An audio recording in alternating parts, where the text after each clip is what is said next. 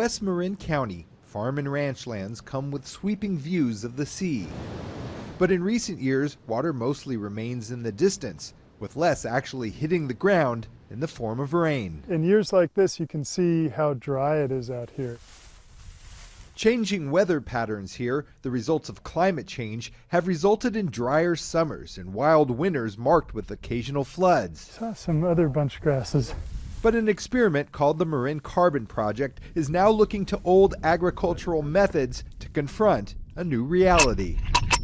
Jonathan Wachter of the Marin Agricultural Land Trust shows how the project is using compost, fertilizer, and plantings to increase the amount of carbon in the soil. And so I just took a soil sample and we're going to send this off to a lab. The idea is that more carbon in the ground pulls more greenhouse gases from the atmosphere and at the same time helps the soil retain water longer. And we're seeing people really find ways for the land to stay greener later into the year. So this is a box elder here. On ranches like this one in Tamales, the project planted native trees along creeks and a 100-year-old windbreak, not only to sequester carbon, but to provide habitat for animals. All of this work is driven by science.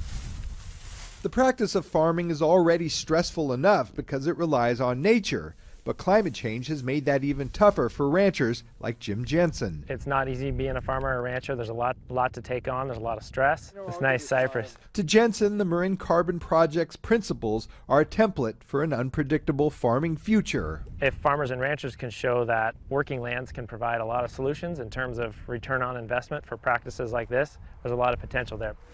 The program has helped set up some 200 carbon sequestration projects at 60 different Marin County farms.